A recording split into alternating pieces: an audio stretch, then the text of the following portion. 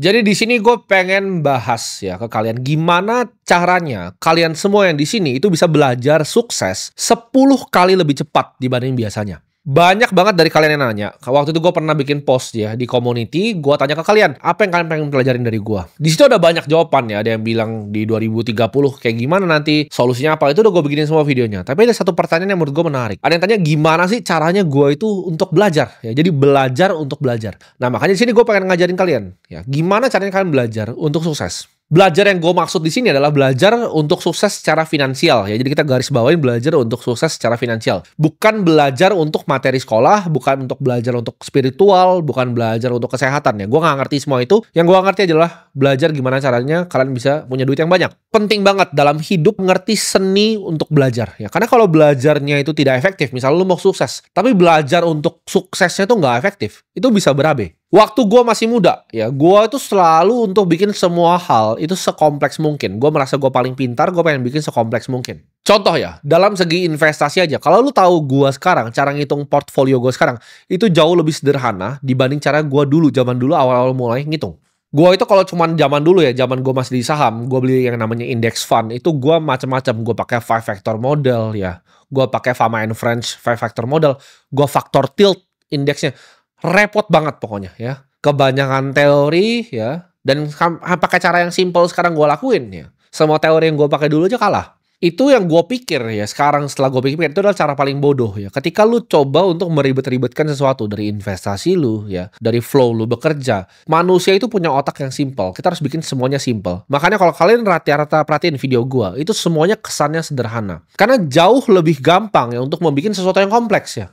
Ngitung model discounted cash flow dan itu anak kecil juga bisa. Gue pas udah kecil udah bisa. Tapi untuk menjelaskan sesuatu yang sangat kompleks dengan bahasa yang paling sederhana, itu hanya orang yang super pintar yang bisa lakukan. Makanya kalau kalian lihat konten-konten gue, banyak yang suka ngomong, oh ini dia sederhana ini untuk misalnya terlalu simple pembahasannya.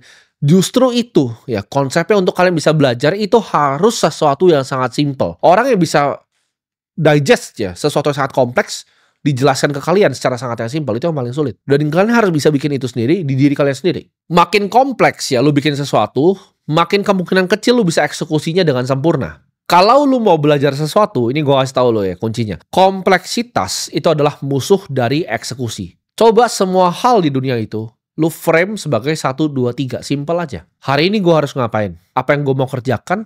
Dan targetnya apa?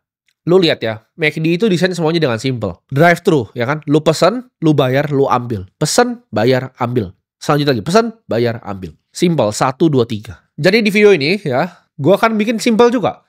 Gue bikin 3 cara untuk lu bisa belajar sukses yang paling efisien. Gue kasih tau ya, orang di dunia ini banyak sekali, itu cuman sukanya setengah-setengah ya. Jadi ketika mereka coba main game baru, mereka coba untuk bisnis yang baru, mereka coba untuk bahkan olahraga yang baru. Contohnya, ketika lu lihat nih, banyak orang FOMO main pedal. Semua orang di dunia ini kesannya kayak mau main pedal gitu kan. Di Indonesia, oh ayo cari lapangan pedal, main pedal. Yang lu lihat dengan orang yang suka coba-coba begini, itu apa? Pertama dia akan jagonya cepet ya. Dia jagonya cepet atau abis itu dia hit apa? Dia hit yang namanya plateau ya. Dia rata. Sama kayak lu yang sok-sok pengen belajar nih. Belajar nyalain kamera. Pertama lu langsung jago. Tapi nextnya lu akan plateau. Sama kayak main game. Makanya ada orang yang coba beribu-ribu kali makanya masih cupu. Emang awal-awal ya lu mulai sesuatu semuanya itu cepat. Lu mau main basket awal-awal juga cepat. Tapi kalau lu main basket level nasional tuh sulit sekali gitu. Lu kan ketemu plateau gitu. Lu harus latihan untuk shooting misalnya 1000 kali sehari. Ada levelnya ke setiap game yang lu mainin. Lu mau main piano pun juga sama. Untuk lu cuma sekedar bisa main lagu pop, ya ganti-ganti kunci, itu gampang sekali. Itu cepat sekali belajarnya. Tapi lu kalau mau main improvisasi yang sulit, lu tidak dilatih secara klasikal, lu main jazz pasti berantakan nanti. Lu nggak punya fundamental basis yang kuat. Gimana caranya jari lu bekerja di atas pianonya. Dan ini yang dilakukan sama 99,9% orang di dunia ini. Mau itu bisnis, mau belajar untuk sukses, mau belajar main basket, mau belajar main piano, semuanya seru dan gampang di awal. Tapi ketika udah mulai sulit, mereka nyerah. Oh ternyata sulit ya main pedal di level yang lebih tinggi. Ya memang sulit. Ketika sulit mereka mikir apa? Ah ini udah nggak seru lagi. Baru mereka quit. Ya, ketika bisnisnya udah mulai susah nih. Buka clothing line. Udah mulai susah. Buka cafe. Mulai susah. Mulai susah. Semua mulai susah. Akhirnya lu semua berhenti. Banyak orang yang gue kenal ya. Teman-teman gue misalnya dari zaman sekolah. Mereka bilang, oh gue punya 3 bisnis. Mana bisnis lu? 3 bisnis sampah maksudnya. Oh lu punya clothing line, punya coffee shop. Apa? Bisnis sampah semua 3-3-nya. Nggak ada yang jalan dan nggak ada yang berhasil. Semua hal di awalnya pasti menyenangkan ya, baru dari lu pacaran, lu belajar investasi awal-awal menyenangkan, tapi lu kan hit plateaunya ya, baru dari situ lu bisa ngelewatin nggak masa-masa sulitnya? Lu bisa lewatin nggak persisten dan fokusnya? Itu baru lu skill diuji untuk dari yang biasa aja sama yang terbaik di dunia. Nah, jadi kita akan masuk ke yang pertama. Kalau lu mau belajar untuk sukses, ini yang paling, menurut gue paling efisien ya. Cara pertama adalah modeling.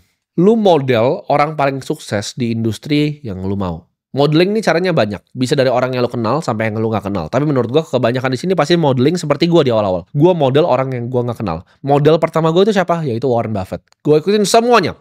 Semua yang dia pernah ngomong, semua yang dia pernah tulis, itu gue ikutin. Gue tahu ketika market crash itu dia mikirnya apa. Ya, bahkan letter Berkshire tahun 2001, gue inget banget.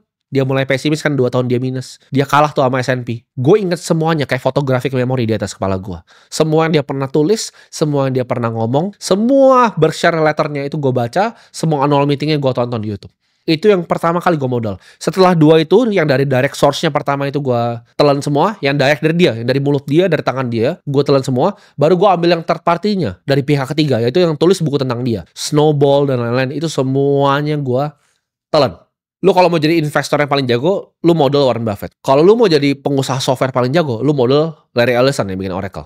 Lu jangan cuman cari role model yang standar. Nah, ini yang gue bilang. Kenapa gue ngerasa 2 juta yang nonton di sini, itu kebanyakan belepotan ngeliat modeling ini. Gue kasih contoh ya. Kalian kan semua nonton video gue ini. Kenapa? Karena mungkin gue orang yang bikin triliunan ya dari market. Dan kalian pengen belajar, oh gimana caranya bisa bikin duit triliunan dari market juga. Tapi di situ gue suka lihat dari audiens gue, preferensinya. Gue cek itu, channel-channel yang kalian buka selain channel gue. Itu semuanya channel sampah yang orangnya nggak punya duit. Jadi lu setelah nonton gue, lu nonton sampah. Lu nonton gue, lu nonton sampah lagi. Lu nonton gue, lu nonton sampah lagi. Akhirnya lu dapet apa? Isinya sampah 90% ini. Other channel 1-9 yang audiens gue nonton itu semuanya sampah. Gue nggak usah sebut channelnya apa. Jadi lu jangan cari role model yang standar. Bahkan lu mau belajar investasi, jangan belajar dari orang yang cuma punya 100M. Banyak tuh ada ya gue lihat ya, orang cuma punya 100M. Baru beli Ferrari gitu, 100M. Lu modal orang yang 100M, ya, duit lu paling cuma jadi berapa? Paling jadi 100 juta. Gue itu modal orang yang ribuan triliun. Lu harus cari yang terbaik, yang superstar di bidangnya. Jangan yang biasa-biasa aja, harus superstar. Kenapa? Kalau nggak superstar, nggak yang terbaik, the best of the best. Lu modal orang yang biasa aja, yang cuma punya duit 100M nih misalnya, udah tua, udah 30 punya 100M. Itu apa hasilnya? Model lu aja cuma segitu.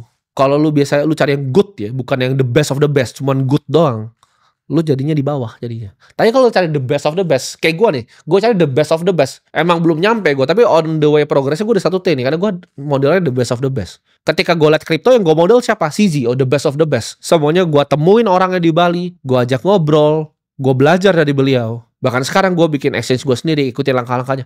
Itu gue model the best of the best. Gue gak cuma cari tengah. Gue gak cari cuma orang yang punya 1 triliun. Enggak, gue cari yang punya ribuan triliun. Karena gue pengennya ke sana. Gue gak pengen cuma 1 triliun. Nah lu lihat yang lu mau model sebagai investor siapa? Orang yang udah kakek-kakek tua, cuma punya 2 triliun di umur 60 tahun. Atau anak umur 24 tahun yang duitnya udah mau ngejar. Kan di situ lu bisa lihat trajektori hidupnya kan. Jadi jangan lu konsumsi sesuatu dari yang the best of the best, terus lu campurin sama opini sampah. Itu lu bakal belepotan nanti. Lu kalau mau belajar untuk sukses, lu harus bisa model.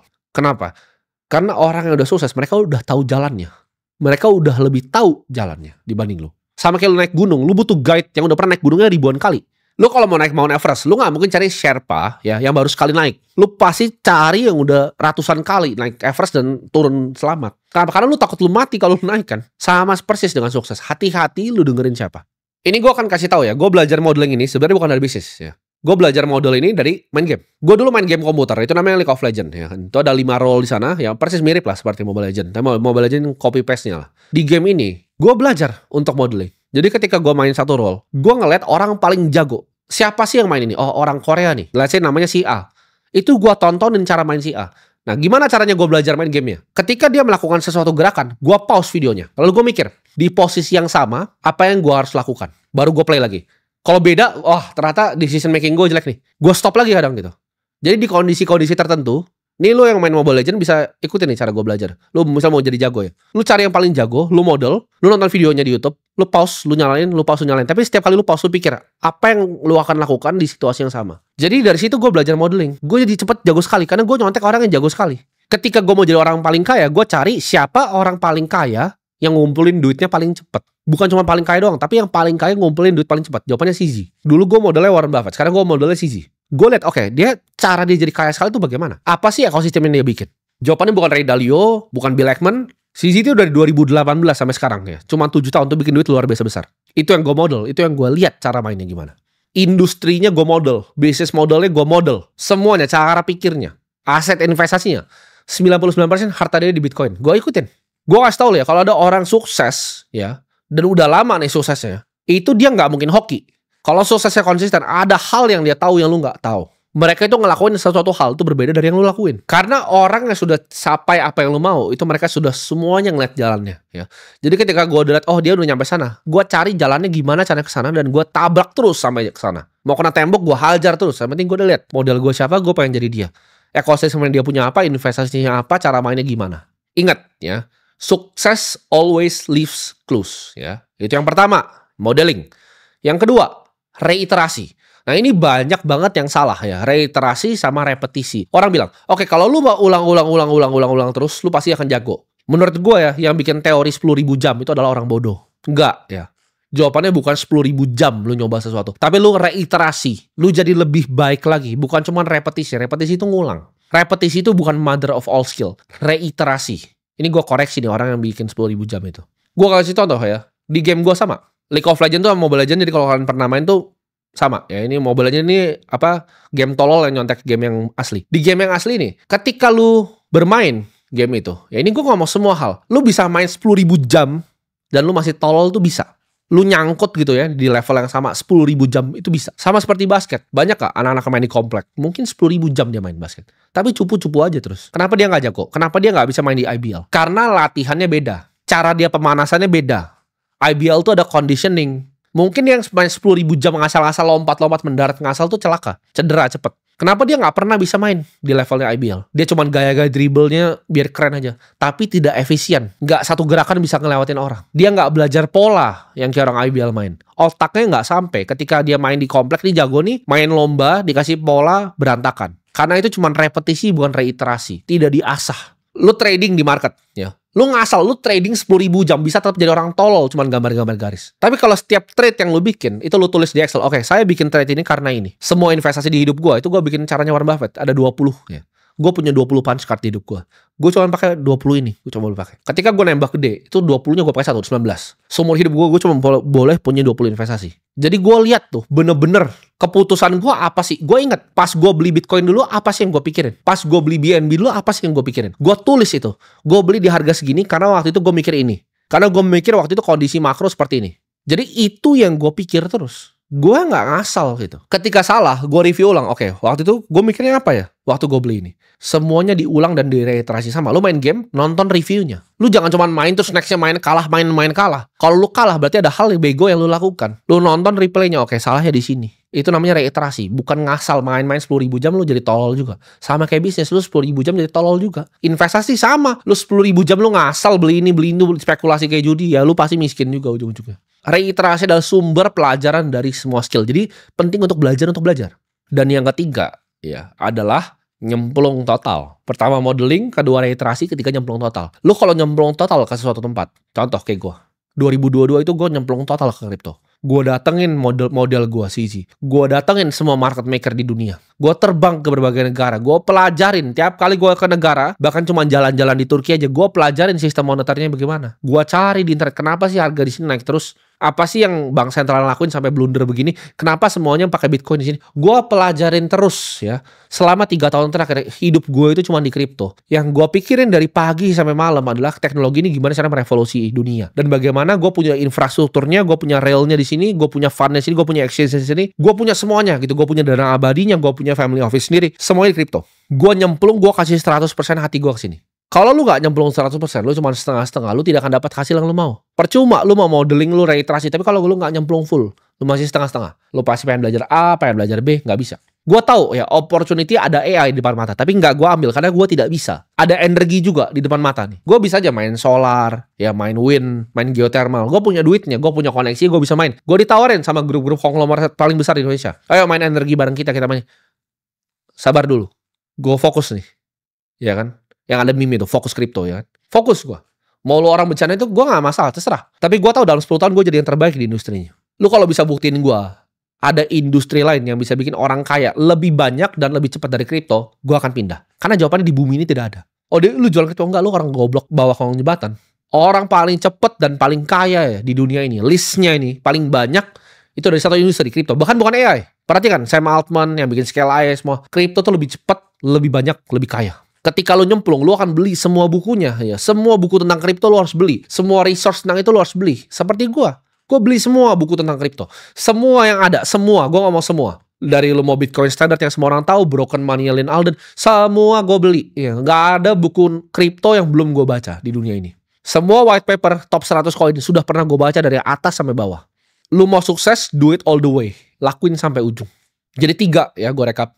Model orang yang paling sukses di bidangnya yang lu mau jadi. Kedua adalah lu reiterasi terus skillnya sampai jadi lebih baik. Bukan 10.000 jam, tapi reiterasi. Diulang terus, tapi dengan niat. Apa yang mau diperbaiki dari pengulangannya. Dan yang ketiga, lu harus nyemplung. Ya. Lu all in, all the way. Semua duit itu lu habiskan untuk belajar di situ. 3 ini lu kuasain, itu cara belajar untuk sukses 10 kali lebih cepat.